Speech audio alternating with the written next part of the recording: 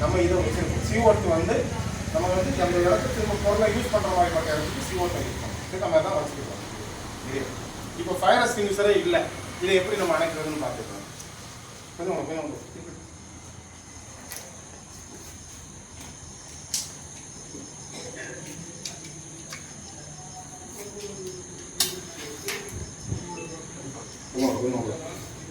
தீயணைப்பு பெரிய இல்லை சார். ஒரு இடத்துல பார்த்தீங்கன்னா இந்த மாதிரி சாக்கு இதை நம்ம இதை அப்படியே சாக்கு அப்படியே போட்டால் நாங்கள் கூட வந்து எரியும். அது எதுக்குன்னா அந்த சீருடைய தன்மையை போட்டு இப்போ எந்த இடத்துல சாக்க போட்டால் என்ன இப்போ எரியும் கண்டிப்பாக. ஒன்றும் வேண்டாம், இந்த தண்ணியை நினைச்சு இந்த மாதிரி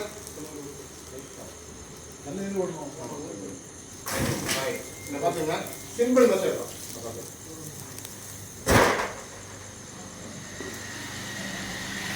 இந்த இடத்துக்கு ஆக்சிஜனே போகாது. இது ஃபயர் எக்ஸ்டிங்விஷர் இல்லாத பட்சம் ஒரு இடத்துல ஃபயர் ஆனால் இந்த மாதிரி சாக்க போடலாம். இல்லைன்னா மணலை வந்து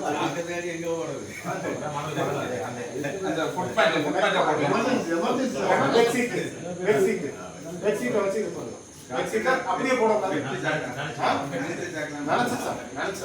சின்ன தீனா நம்ம சாக்க போட்டு அணைச்சிடலாம். காலை ஒரு தீ கீழே போட்டு கீழே போட்டு காலை வச்சு மிதிக்கிறோம் இல்லையா, ஆட்டோமேட்டிக்காக அது அணைஞ்சிருக்கீங்கன்னா வெளியே உள்ள ஆக்சிஜன் உள்ள போகுது. அதனால சரி எடுத்துக்கு பார்த்தீங்க ஃபயர் எக்ஸ்டிங்விஷர் இருக்குது.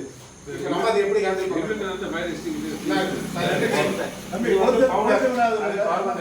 சரியா? இதுதான் பவுடர். இதுதான் நம்ம கொடுத்துருக்கோம். ஒரு சின்னது எடுத்து இதுதான் அந்த பாஸ்ங்கிற மெத்தட் இதுதான் வரும். இந்த பாத்தீங்க புல் த பின் aim the base of fire. ஏன்னா இதை பிடிக்காம நம்ம இதை ப்ரெஸ் பண்ணும்போது ப்ரெஷர் நம்ம முகத்தில் அடிச்சு இல்லையா. இது aim the base of fire. இந்த ஸ்க்யூஸ் த லிவர். இந்த லிவரை வெளியே இருக்கும். Sweep side to side press பண்ணும். அவ்வளோ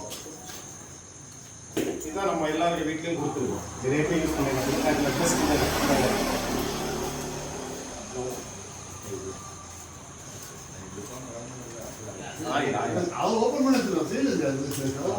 சீலை எடுத்தாச்சு.